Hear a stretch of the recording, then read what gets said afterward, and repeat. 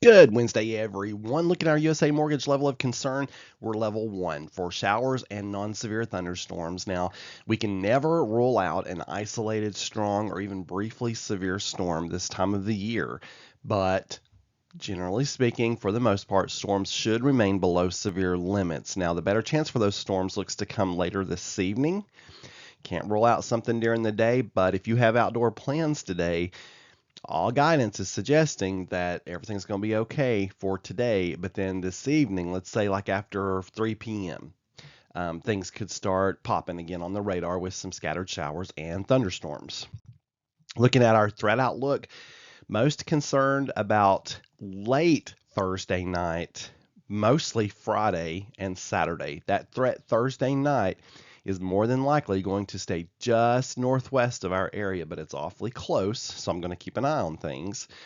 And then Friday, it looks like we have a decent risk for some severe weather. We definitely have the ingredients in place. We just have to see if everything comes together.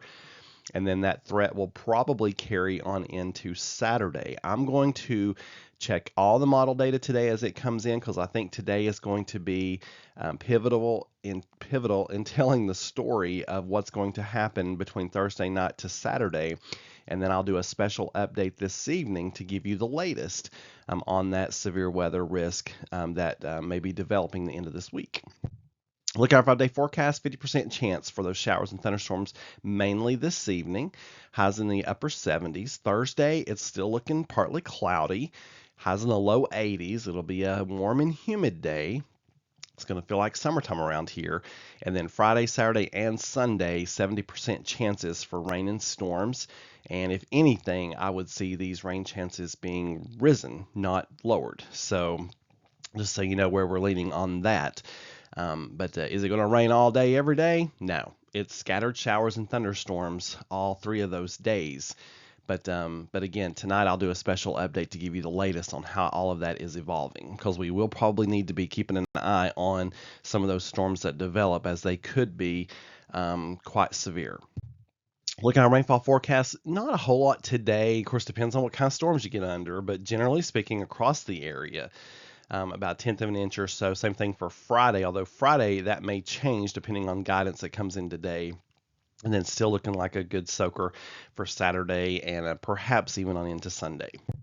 Look at our extended threat outlook. Still watching next week. Next week looks like it could be active as well. So lots to watch. On this day in weather history, brought to us by Bramall Travel, excuse me, a severe tornado in 1834 strikes Florence, Alabama, and then crosses into Tennessee and causes much damage in Pulaski, carrying away fences and houses and doing great damage to plantations, according to the newspaper articles. 1898, so we're going way back on this day in history, a severe thunderstorm with some hailstones up to 9.5 inches in circumference pounded a 4-mile wide path across Kansas City, Missouri. South-facing windows were broken in nearly every house in the central and eastern parts of the city. I thought it was interesting. I always add this every year. An even larger hailstone was thought to have been found, but it turned out to be a chunk of ice tossed out the window of a building by a prankster. Yeah, they were around in 1898 too. They just didn't have Facebook. You folks have a wonderful Wednesday and keep looking up. For more weather information and to keep up with all this latest crazy weather, just keep it right here. Meteorologist Mark.